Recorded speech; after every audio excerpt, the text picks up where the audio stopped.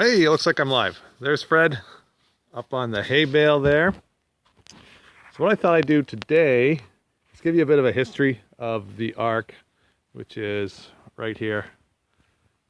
This is our house. I'm going to try not to move very much. I've got some feedback that the more I move, the choppier my transmission is.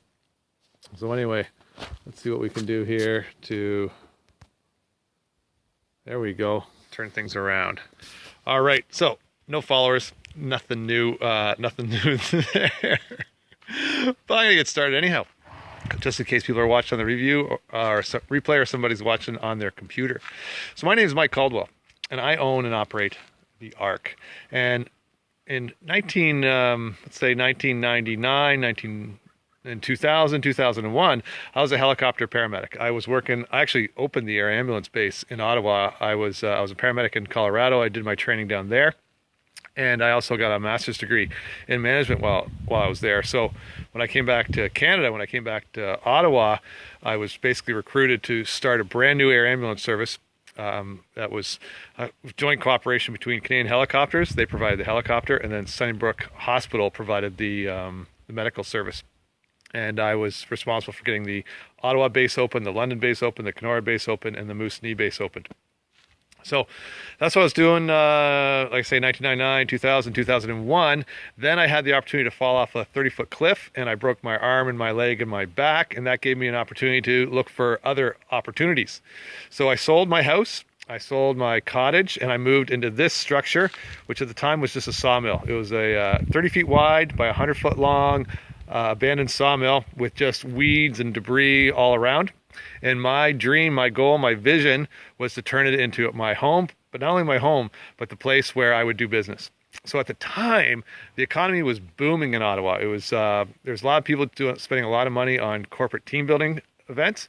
And since I had that master's degree in management, and since I'd done so much in the outdoors, and I'd actually worked with Colorado Outward Bound, I prepared an outdoor experiential program that was highly in demand in 1999. And as I was developing the program and getting everything ready, that's when the high-tech sector took such a hit, and Ottawa was a high-tech town. So my business kind of got screwed there big time. But anyway, I didn't want to go back to working for the man. As much as I enjoyed flying around on the helicopter and saving lives, I was kind of like a superhero, because like I would fly in somewhere, I would land, I would save somebody's life, and then I would fly away. And that's sort of what I did as a helicopter paramedic. As much as I enjoyed that, I did not like working nights, and I did not like taking orders from other people. So I started my own business. So I started with the corporate team building. That did pretty well. It was tough here because, like I say, this place is only 3 walls and a roof, so I didn't have like bathroom facilities and, just some of the niceties of life. I like Fred. Fred's just chilling out here. I don't know if you can see him in the sun, but Fred's just chilling on the hay. We had a load of hay delivered today that the guy didn't know I was home, so he delivered it in the driveway, and now I've got to carry it all the way over there to the barn. And those are heavy bales, so I got my work cut out for me. But anyways, back to my story. So as a firefighter, as a paramedic, I didn't have any real building skills, but I figured if somebody else could build something, then why couldn't I figure it out? So I just we didn't have the internet here because we were off grid and I was living alone in the woods. But I just asked around, did some research in books, and I learned how to do electrical. I learned how to do plumbing. I learned what was involved with insulating things. I learned how to do here's a funny story for drywall. So drywall, that's the gyprock or whatever you put on the walls and you paint it. So the upstairs of this place, it had been framed in, so there's the wooden studs were there, and so I put my first piece of drywall up, and the edge of the drywall, it didn't meet with another stud. It was just hanging out in the open, which I knew you had to afterward put tape and mud on, so I figured that the tape and the mud just held together, so I just let it go like that. And so the wall behind my stove in the kitchen, actually that sheetrock there isn't really supported very well because there's just a seam. What I learned later on is that when you build a wall, you build it from one end, and then you go in like either 16-inch or 2-foot increments from there. And so when you put up your 2-foot or 4-foot drywall, then it lands perfectly on the stud. But I started from the wrong side, and like I say, something I learned later, something I learned with experience. Which brings me to failure. Don't be afraid to fail. You know what? I made that mistake 15 years ago. Nobody knows it's there. I've got a stove in front of it. I've got cupboards in front of it. Like that one mistake, it's not a big deal, and it's kind of a good story now.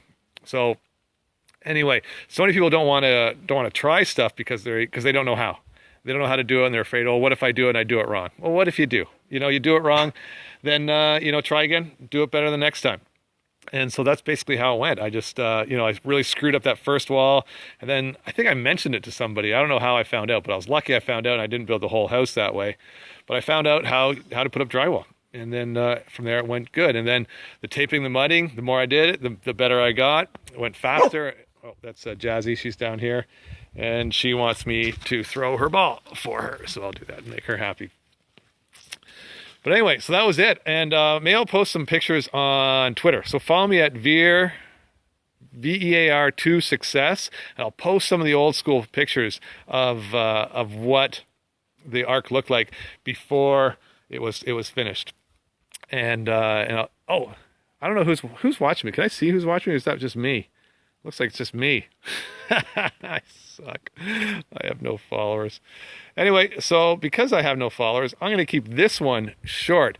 And then my next episode, I'll talk more about some of the trials and tribulations about building this place, because there were many. They were many. The biggest one, maybe I'll save that for later, for when people are actually listening, but oh, that's an alpaca making some noises. But I was promised a phone from Bell Canada for $75, and it ended up costing me $40,000. And so, that was a bit of a hit to the pocketbook. That was a bit of a hit to the plan, but it all worked out in the end. So anyway, that's it. That's me. Got nobody watching, but hopefully somebody will watch one day, and we'll tell you more stories. All right. So thanks for watching the replay, or thanks for watching on your computer, and we'll see you again soon. Oh, I never know how to turn this off. How do I do that? If I did that, no, that flips it. What if I did that? Swipe down to stop. There we go. Cool. All right. Signing off. Fred, Jazzy, and I. See you next time. Bye-bye.